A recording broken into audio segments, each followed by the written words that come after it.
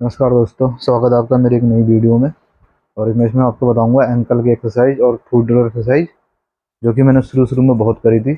और शुरुआत तो लेट की करी थी, जब मेरा ऑपरेशन हुआ था, नया ऑपरेशन हुआ था, जब शुरू शुरू में पहला ऑपरेशन हुआ था जब। तो शुरुआत इसी एक्सरसाइज से हुई थी मेरी, और इसी एक्सरसाइज से मेरा यूरिन कंट्रोल भी ठीक हुआ था। और मेरे पाँव बिल्कुल पतले पतले हो गए थे जब सर्जरी हुई थी। और मैं आपको ये बता दूं कि सर्जरी से पहले मेरी मूवमेंट बिल्कुल नहीं थी, बिल्कुल ख़त्म हो गया था। मेरे छाती के नीचे से बिल्कुल ही पैरालाइज हो गया था, पाँव की मेरी उंगली तक भी नहीं हिला पा रहा था, जो अंगूठा होता है वो भी नहीं हिला पा रहा था। और ये यूरिन और जो होते हैं पोटी, वो दोनों का ही मेरा कंट्रोल जा चुका था, बिल्कुल पता ही नहीं लग रहा था मेरे को, ना बाथरूम का ना दो नंबर का, किसी चीज़ का मुझे पता नहीं लग रहा था ना। और हॉस्पिटल में ही मेरे को बाथरूम में उन्होंने पाइप लगाया था, उसके जरिए मेरा हो पा रहा था। तो बिल्कुल ही जीरो लेवल हो चुका था मेरा, पैरालाइज ना पूरा हो चुका था। और वहाँ मेरी सर्जरी हुई थी। तो सर्जरी के बाद से फिर जो मैं घर पे आया था, घर पे लाया गया था 15-20 दिन बाद, एक महीने बाद। तो मैं शुरू शुरू में मेरे को ये एक्सरसाइज मैं करता था। कभी भी लेटना तो करवट लेके लेटना भाइयों। तो ये वाली एक्सरसाइज शुरू शुरू में, जैसे कोई मेरा पाँव पर उठवाता था तो ये वाली एक्सरसाइज करता था मैं। ये धीरे धीरे ये वाली एक्सरसाइज कोई करवाता था मेरे को, मैं नहीं कर पाता था, मेरे टांग ऐसे उठाते थे। और जो एंकल की एक्सरसाइज है, जो ये आगे पीछे करना है इसको ना, पाँव को आगे पीछे लेटे लेटे ये करते ही रहता था मैं। जैसे दिन में अगर 12 घंटे उठा हुआ हूँ, 8-10 घंटे सोता था, तो ये इस तरीके से ना ये कर चलाता ही रहना। इससे क्या होगा कि हमारी एंकल जो है, फुट ड्रॉप जो है वो ठीक होता है इससे। ये दोनों पाँव के ऐसे ऐसे हिलाते रहना, या दोनों को इकट्ठा भी कर सकते हो ऐसे करके।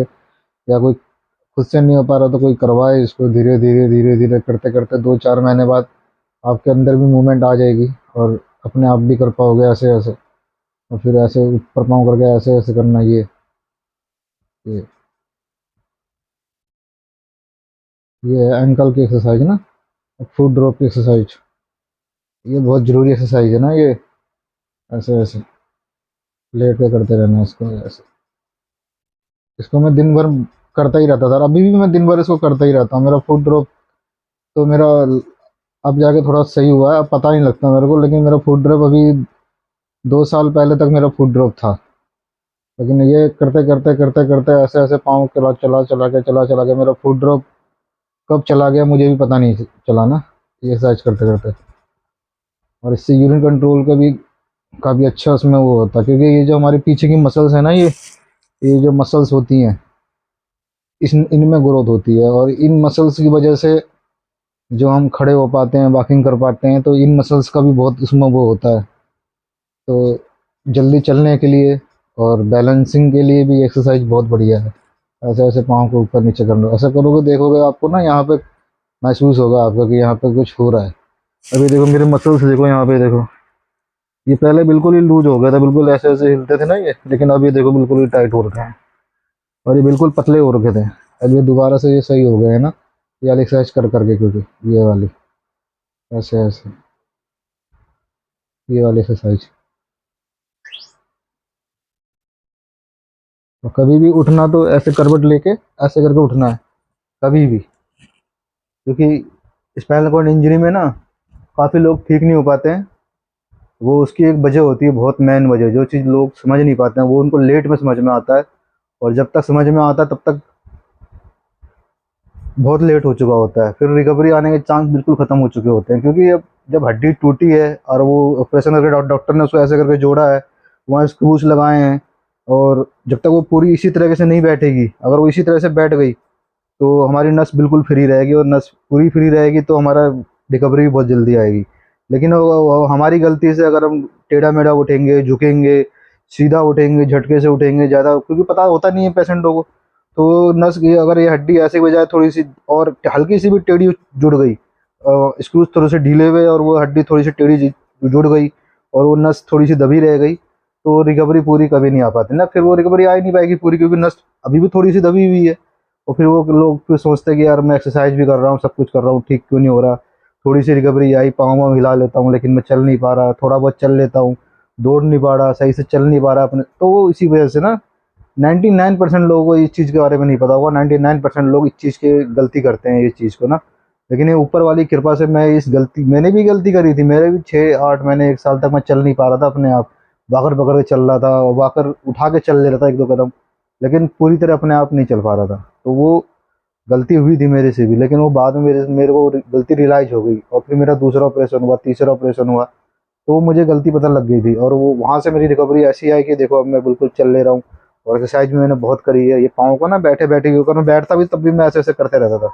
ऐसे-ऐसे, ऐसे-ऐसे ये ना एंकल एक्सरसाइज से एक यहाँ की जो है ना ये चीज़ें मेरी बिल्कुल पतली हो चुकी थी। अब ये देखो बिल्कुल सही हो गई है, देखो, ये देखो। ये एक्सरसाइज करोगे तो इसमें मूवमेंट आता है इनमें। और ये खड़े होने में हमें यही मसल्स हैं, इनकी वजह से हम खड़े हो पाते हैं। चलेंगे तो यही मसल्स हमारे काम आएँगे ना चलने में और खड़े होने में। देखो अब मैं मेरी रिकवरी देखो आप, देखो। वो लोग कहते हैं कि कितनी कल मैं वीडियो देख रहा था, पता नहीं किसकी, वो कह रहा था कि पुरानी लाइफ भूल जाओ, पुरानी लाइफ दोबारा से नहीं हो पाओगे सही, पूरी पुरानी लाइफ को भूल ही जाओ।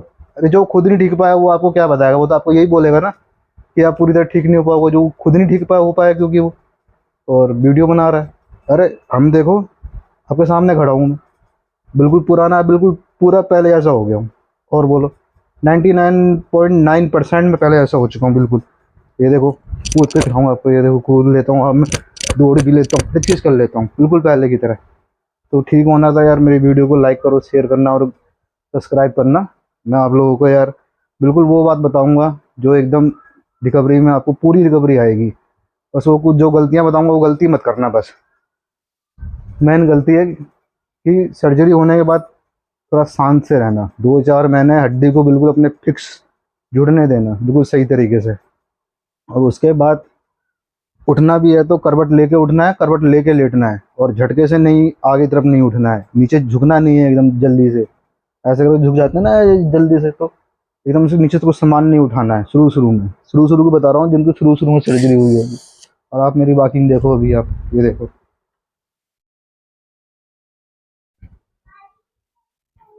कह सकता है कोई कि पैरालाइज हुआ था? बताओ, अभी मैं मार्केट में चले जाऊँ, कोई बोल दे मेरे को कि मेरे को कभी पैरालाइज हुआ था, और कोई टाइम तक मुझे लगता ही नहीं था कि मैं ठीक हो पाऊंगा।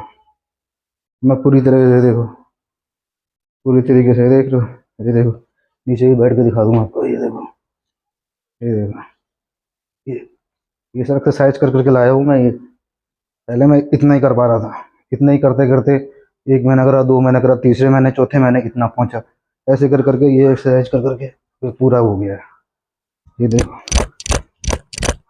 फूड ड्रॉप मेरे अभी भी थोड़ा सा, मुझे लगता नहीं है, बहुत फूड ड्रॉप था मेरे इस वाले पाँव में। चलता था ना तो ये पाँव ऐसे ऐसे आगे की तरफ झुका रहता था। पहले एड़ी आती थी, फिर पंजा आता था, लेकिन अब दोनों बराबर आ रहा है।